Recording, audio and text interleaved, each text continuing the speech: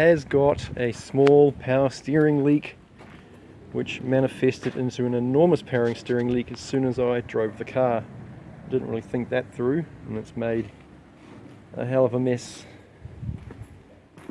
all the way back into the garage. But never mind. Hello and welcome to episode 23 of Missle Industries Ford Falcon 351 XC Crusty Wagon Project. Now, as promised, this is the walk around video for this build series. Now, it's a little bit snug inside the garage and it's not going to be really suitable for a walk around, so my mission is to get it out into the driveway without hitting the garage or my other car. The thing is, it's very squeezy, so it's probably going to end up being like a 7 or a 9 point turn to get it out of the shed. So I better just start having at it and seeing if I can get this thing to move and see if it actually stops. So I will set the camera up and I will get to moving.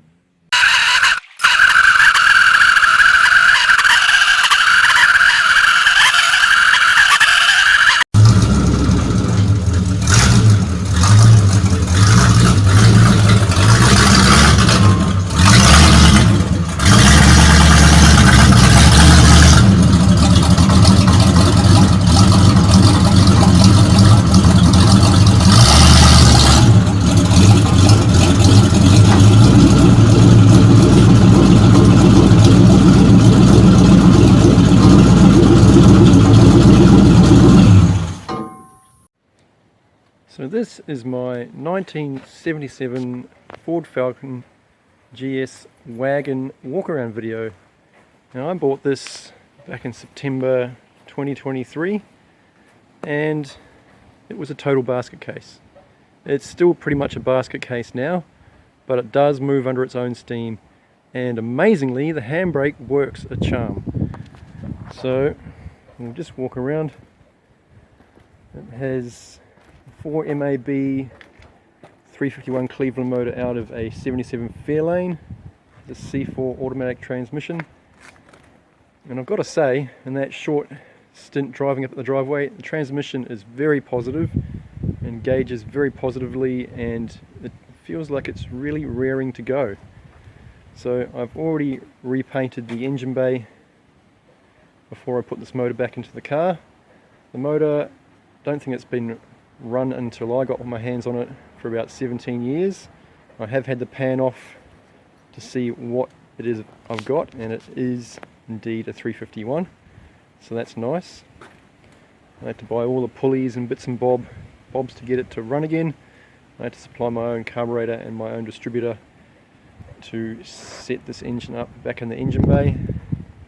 I've recently completed a quick brake overhaul, and as it sits here, if you ignore the wheel chock under the wheel, which is just an insurance policy, it does actually hold itself on a gradient, so that's awesome. It has got a small power steering leak which manifested into an enormous power steering leak as soon as I drove the car. Didn't really think that through, and it's made a hell of a mess all the way back into the garage. But never mind.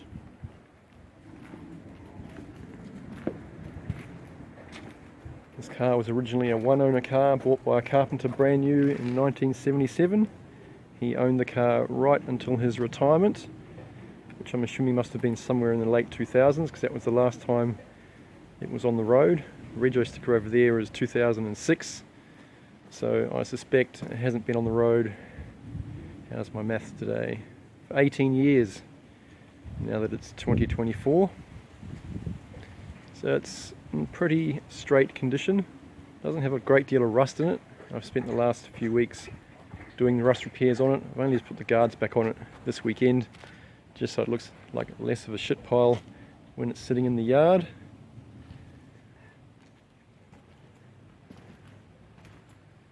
The story I was told when I went to look at this car September last year was the original owner had decided he was going to restore this car in his retirement, but as he worked on the car, dementia set in, and he ended up passing away before he even really got stuck into the car. So that's why It's in primer and parts of it are bare metal, and it's in the state of disassembly that it was in when I got it.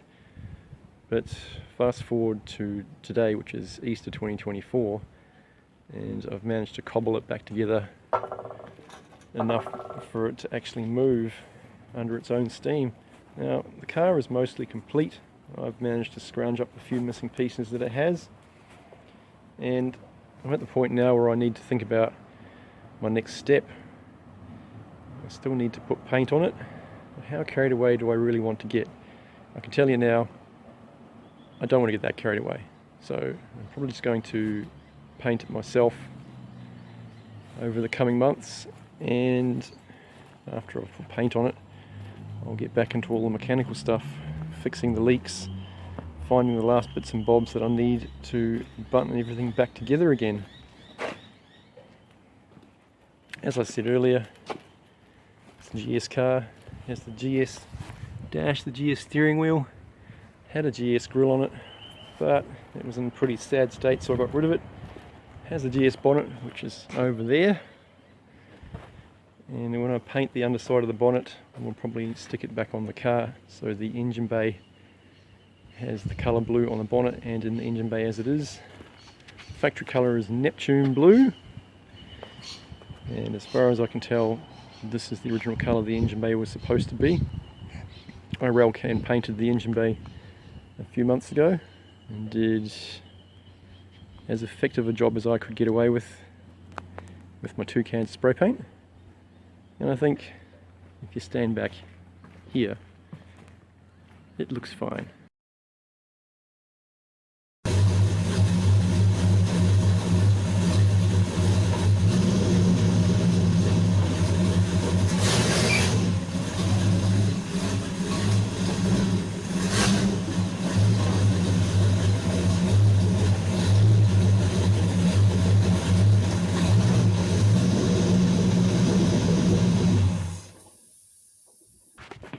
So after yesterday's walk around video that ended up hosing my driveway in power steering fluid, today is Tuesday and I've got myself a new high pressure line made up from a local mob down in Slacks Creek.